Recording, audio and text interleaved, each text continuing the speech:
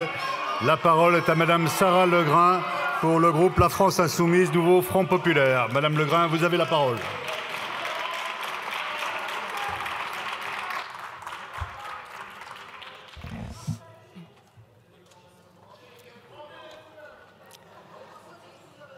Allez-y, Madame Legrain, je vous en prie.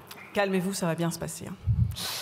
Monsieur le Président, ministres, collègues, 5 minutes aujourd'hui pour vous convaincre de la pertinence d'ajouter le non-consentement dans la définition des agressions sexuelles ou du viol, ce que nous aurions pu déjà faire en novembre dernier lors de la niche insoumise et qu'à l'époque, vous nous aviez refusé.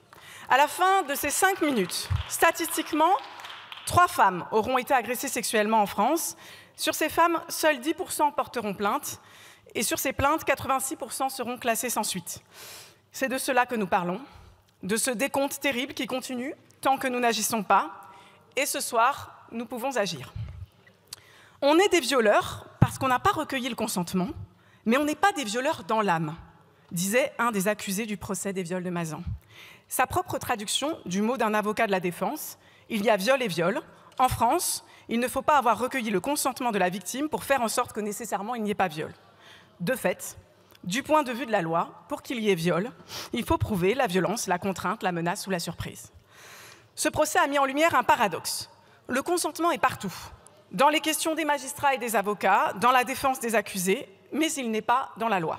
Au point que lors de son réquisitoire, l'avocate générale a déclaré « Qui ne dit mot consent est un adage d'un autre temps » avant de laisser le soin aux législateurs de penser l'après-Mazan, comme il y a eu un après-procès d'Aix sous l'impulsion de Gisèle Halimi. Nous y sommes. Certes, tous les accusés de Mazan ont pu être jugés coupables. Mais combien d'affaires de viol disposent d'autant de preuves et d'enquêtes si minutieuses, si méticuleuses? Combien de plaintes pour rapports sexuels non consentis, pour viols conjugaux, ont été classées sans suite car il a été estimé, avant même toute enquête, qu'aucune preuve de violence, contrainte, menace ou surprise ne serait trouvée? Ajouter aux 4 critères la notion de non-consentement, c'est d'abord pallier leurs insuffisances et imprécisions de façon plus sécurisante que la seule jurisprudence. Mais il faut, et c'est essentiel, il faut aussi le définir, pour que nul ne puisse plus le présumer ou s'en prévaloir abusivement. Il s'agit de mettre fin, en quelque sorte, à une présomption de consentement. La loi doit faire comprendre que nos corps de femmes ne sont pas à la libre disposition d'autrui. Certaines féministes craignent que ce changement porte l'attention sur le comportement, voire le passé des victimes. Mais c'est déjà le cas. Et au contraire, il s'agit là de clarifier que les investigations doivent porter sur ce que l'auteur a fait pour s'assurer du consentement de la victime. Un consentement qui doit être libre et éclairé, spécifique, préalable et révocable, ce qui s'apprécie au regard des circonstances. Circonstances dont je pense d'ailleurs qu'elles doivent inclure l'exploitation d'une situation de vulnérabilité, d'où mon amendement dans ce sens.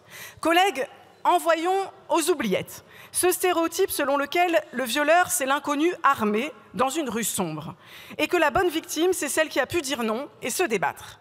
Nous le savons, les violences sexuelles sont commises 9 fois sur 10 par des proches, et dans près de la moitié des cas, par le conjoint ou l'ex-conjoint. Elles provoquent la sidération, la dissociation, l'amnésie traumatique. Ce texte prend en compte cela et s'attaque aux biais sexistes. Mais certains ici n'ont que faire des violences patriarcales systémiques. Eux, ce qu'ils veulent, c'est pouvoir continuer à dénoncer le violeur étranger et laisser dormir sur leurs 2 oreilles tous les autres. Le Rassemblement national nous a habitués dans cet hémicycle à crier au laxisme de la justice. Mais on voit bien leur véritable logiciel dans leur bafouillement aujourd'hui sur leur propre condamnation, comme sur ce texte. Peine planchée, fermeté pour les étrangers, mais pour les puissants, garantie d'impunité.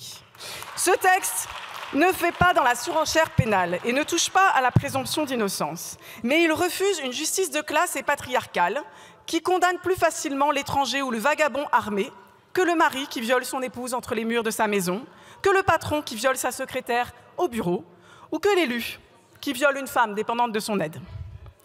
Voter ce texte, c'est écouter 80% des Français qui se disent favorables. Voter ce texte, c'est aussi un peu sortir la France de la honte. La honte des 0,06% de viols effectivement condamnés. La honte d'être visé par 8 plaintes de victimes à la CEDH pour des procédures judiciaires ne respectant pas le droit international et d'être condamné sur la question du devoir conjugal. La honte d'avoir vu Emmanuel Macron s'allier à Viktor Orban pour priver des millions de femmes d'une directive européenne protectrice sur le viol, au motif qu'elle incluait cette notion de consentement, et ce sans le moindre mandat de cette Assemblée. Donnons donc un mandat clair aux magistrats comme aux chantres de la diplomatie féministe. Envoyons le signal que la France veut passer de la culture du viol à la culture du consentement.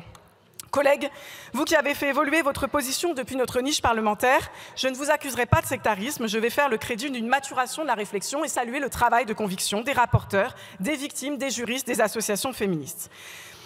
L'ensemble de ce mouvement féministe sera aussi très intransigeant avec ceux qui auront voté cette loi. Nous scruterons vos votes sur les budgets pour la formation et les investigations de la police, la prise en charge des victimes, et nous scruterons votre détermination à défendre l'éducation à la sexualité et au consentement, un droit pour nos enfants. Je vous remercie.